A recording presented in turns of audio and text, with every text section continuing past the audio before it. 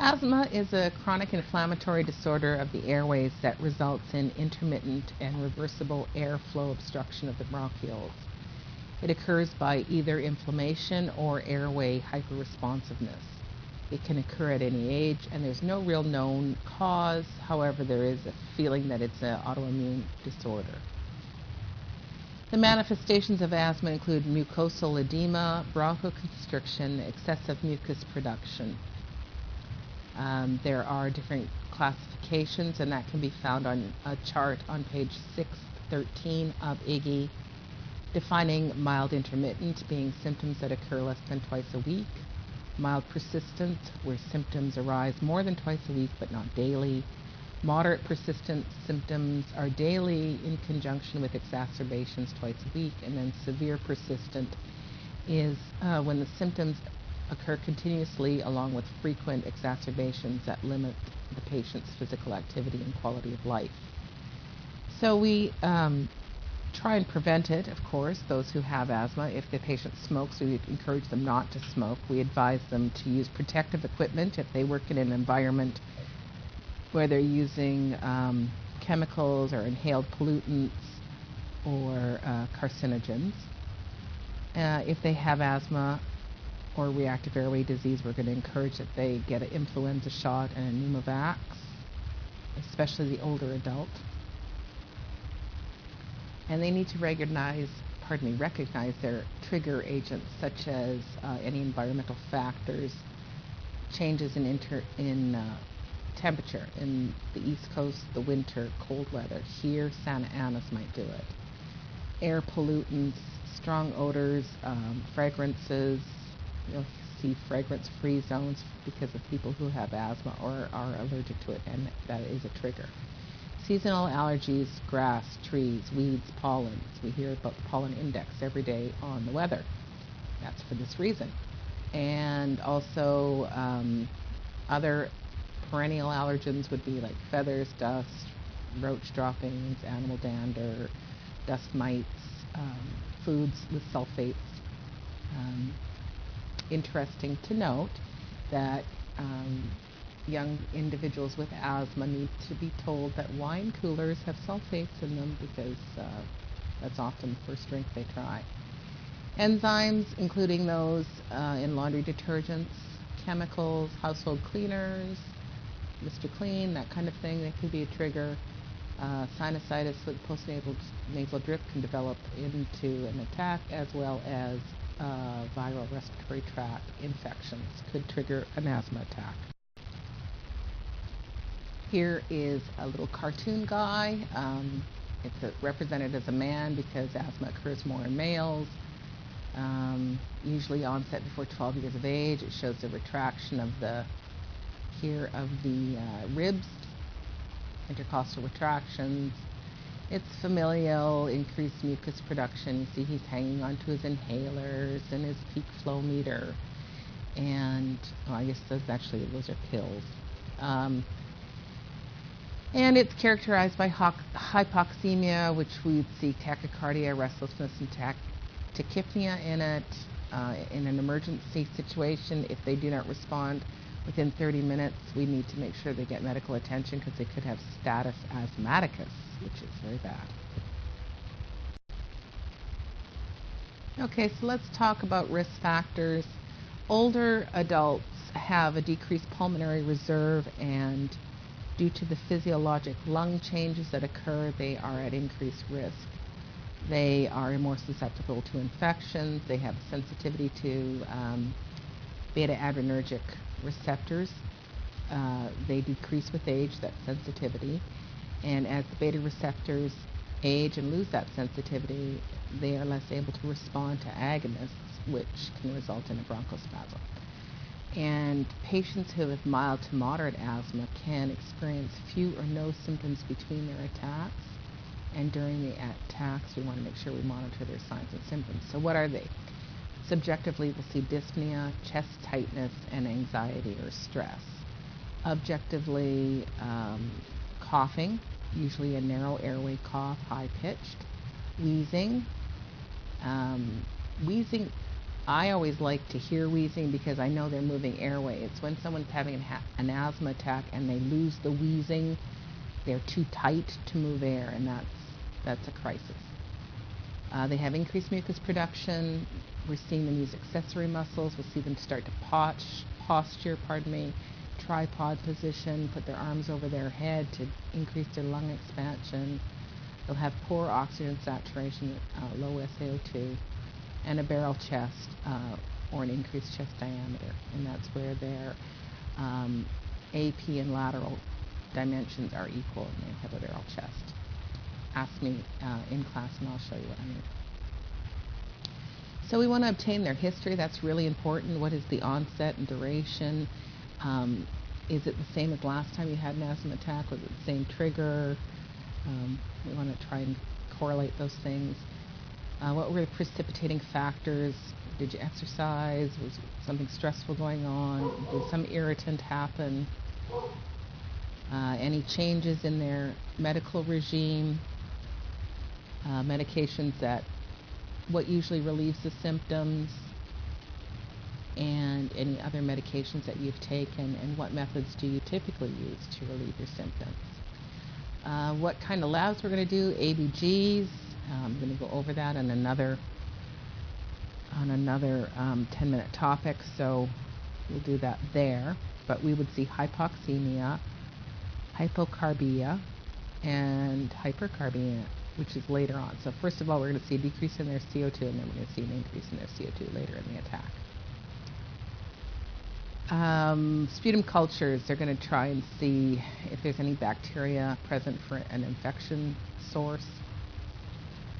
And then pulmonary function tests, they are the most accurate tests for diagnosing asthma.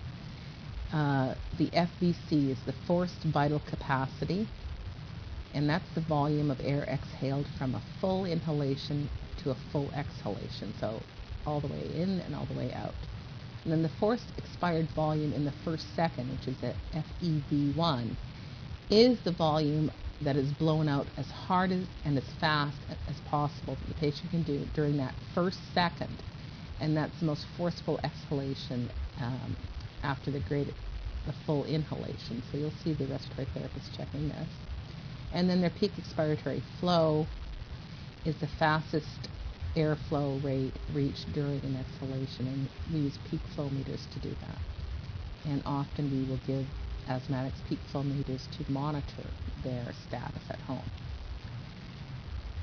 And then a decrease in the FEV1 or the peak flow by 15% to 20% below the expected value is common in clients who have asthma, and an increase in these values by 12% following administration is diagnostic of asthma. So if they have this, if their findings are 15 to 20% lower than we would expect, and there's a chart, and then someone's given a bronchodilator and they bump up to the expected range, then that's typically a diagnostic of asthma at that point.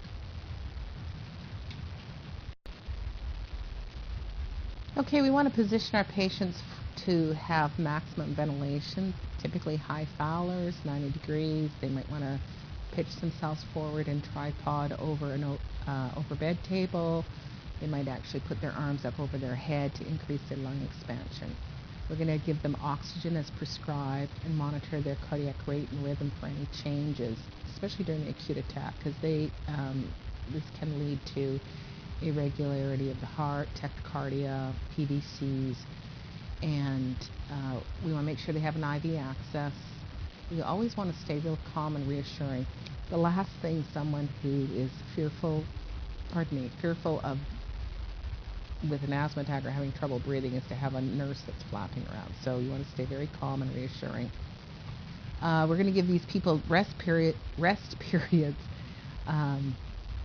especially the older adults who have dyspnea. We're going to do some cluster care, prompt medical attention. We're going to teach that. So we're going to make this teaching after their acute episodes, of course. Preventative care, their triggers, to get their vaccinations, to take their meds as prescribed. And speaking of meds, Iggy has this wonderful med chart on pages 616 through 618. It's chart number 32.5. and it goes all over these meds in detail, and yes, I do suggest you know them. So bronchodilators, these are the inhalers, the short-acting beta-2 agonists, albuterol, and trade names Preventil, Ventolin. They provide rapid relief of acute symptoms and prevent exercise-induced asthma. These are the rescue inhalers. These ones can also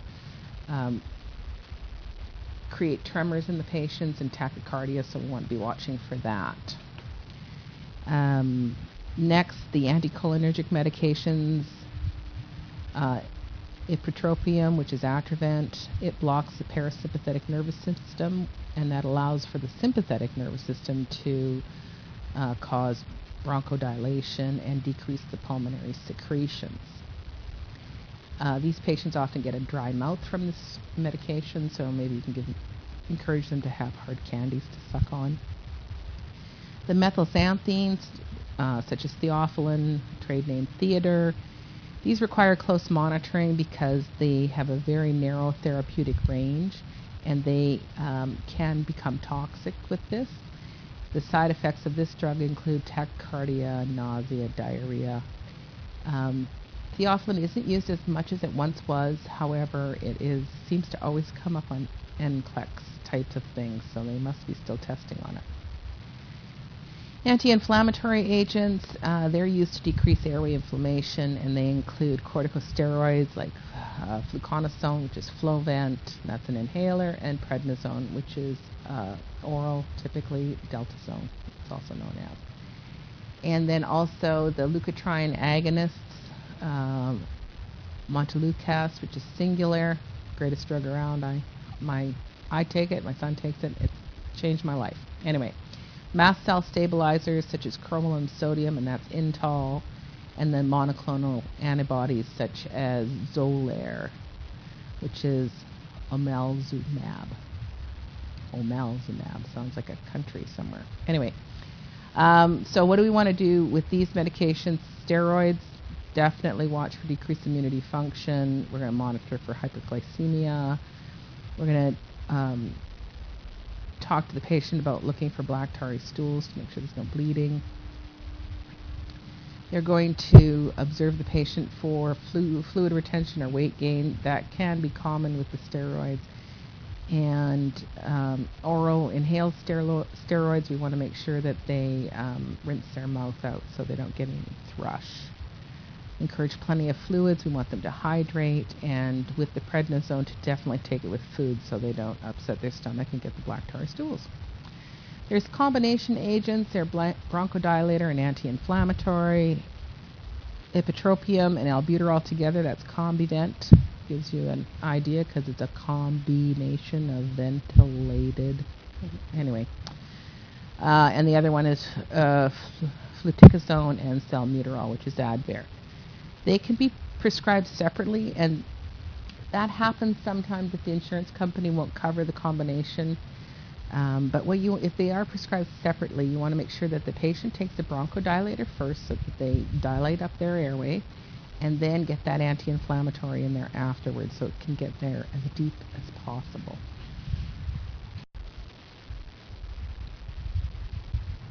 So the people that would be involved in caring for someone with asthma is respiratory therapy, definitely.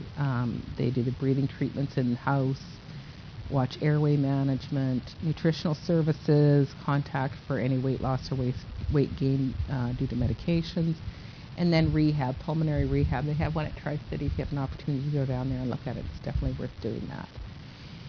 And the complications, respiratory failure.